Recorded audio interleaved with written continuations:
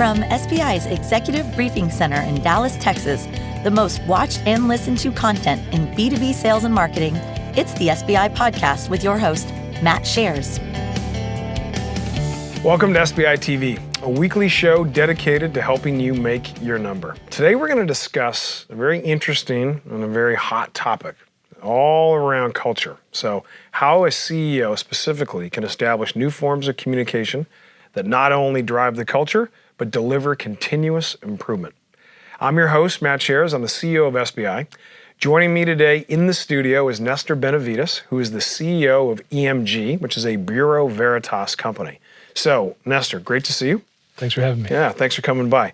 So I would love for you to introduce yourself to the audience, a little bit about your background, but also talk a little bit about what EMG does and how the audience should think about you guys. Absolutely. I was born in Lima, Peru. Got a mechanical engineering degree from the University of Maryland. And I started out my first half of my career with Procter & Gamble in Cincinnati in engineering and manufacturing and sales and in marketing. Did it all. Did two different startups and ended up at EMG 13 years ago. We have EMG provides front-end services. We help people that own lots of properties and lots of facilities make and execute decisions on their properties. We've grown from $14 million to $100 million in the last 9 years. And we were fortunate to become part of the Bureau Veritas family just under a year ago. Wow. And how should the audience, so becoming part of the Bureau Veritas family, what did that look like and what is Bureau Veritas for those who might not know? So Bureau Veritas is a 200-year-old company, a $5 billion global company that's very well known outside of the United States, outside of North America. It started by helping businesses trust businesses back in the time where ships started moving between countries. They don't have a big presence in North America, and they acquired EMG in order to develop a building and infrastructure division within North America. Yep. Great. All right. So if you're watching the show or you're listening and you don't want to miss out on our weekly content, if you want to access our library, all you have to do is download the SBI app. That's pretty easy. Just go to the Apple Store, search for Sales Benchmark Index, and then you can use your iPhone, get your notifications, and people like Nestor and I can keep you company when you're working out, when you're traveling, or when you're on your commute. So let's jump into the questions. So this first segment, Nestor and I are going to talk about achieving clarity with the executive team. And then one of the reasons why is that if you think about where management teams break down, lack of clarity on strategic direction, strategic decisions, just the overall process of achieving consensus is really difficult. So Nestor, in our work and specifically the time I spend with the CEO and his or her direct reports, I will tell you consensus is the thing that holds people back from making the gains. They understand the strategy and they go, yes, but they can't seem to get consensus, why, when, how, who, and things break down. You have a unique point of view, so I am ready to listen and learn just like the audience. I'm not sure how unique it is, but it's worked for us. I think that first thing is accepting that strategy and culture and planning is it's a fluid thing, and it becomes clearer and clearer through dialogue, through conversation, through living it.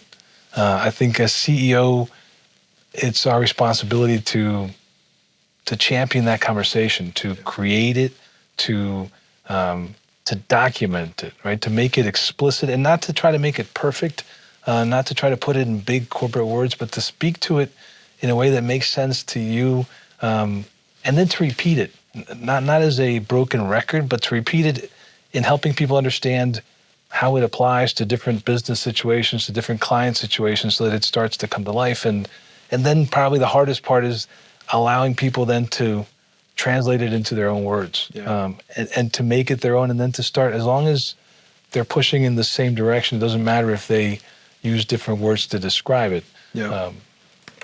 So when you think about the alignment and you think about the direct reports of the CEO, and at times, and I've learned this the hard way in this role, even though you think you're speaking in 12-point font, it comes across that it's in 36-point font because of the role. And it's not anything that one of us is doing. How do you mobilize your directs to ensure that they feel heard and they feel empowered, and that it's a we thing, not a you thing, and you're bringing them along for the ride? Because many of the CEOs watching this struggle with that, present company included. Me as well. I think that it has very little to do with what you say.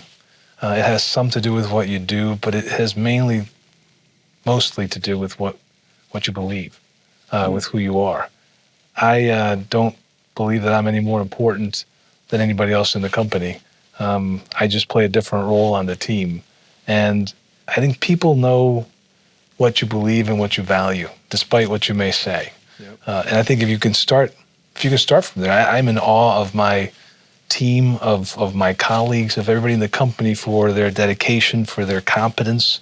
And I make it a point to share that with them. Yep. And I find it's easier for me to help to make people feel valued. I think one of the other challenges as a CEO is actually to make people value people. And to me, it's about starting from respecting people's intention, yep, knowing that their heart is working to do the right thing, appreciating their contribution, yep, and then dealing with the disagreements. If you focus on the disagreements, then it's hard to convey value. If you start with respecting their intention and appreciating their contribution, then it gives you a lot of space to discuss disagreement. How have you evolved? So I love that term, respecting intention. How have you evolved your style over the years so that the team actually feels like it? You respect the intention that creates an environment where it's okay to make mistakes. Well, I know where I haven't done it enough. Some people say I take up a lot of space in the room, right? I think that it's hardest when we're passionate about something, yeah, to sit back and listen, right? And so I think I'm more aware of the fact that I need to give people space in the conversation. And when I don't, it's not because I don't value them. It's only because I'm so passionate about what I believe. But I'm a work in progress in that regard. So I guess first takeaway out of segment one, when you can have the level of humility that Nestor can have being a CEO and having the success you've had, that says something about how you mobilize and create that environment. Well, Nestor, I can't thank you enough for coming by. I mean, thank you. Great topic, and it was wonderful to hear your point of view. So what a wonderful gift you gave, and really happy to see you. My pleasure. Thanks. All right, so you got some deep insight. If you're a CEO and you're thinking about sustainability and you're thinking about growth, the foundation and some of the principles that Nestor just shared with us, you can take with you, and his track record speaks for himself. On behalf of the firm, SBI, and all of our employees and myself, I appreciate the fact that you took some time to tune in. You threw your eyes and ears on us, and you have a choice, and that means a lot to me. So until next time, I wish you good luck as you try and make your number.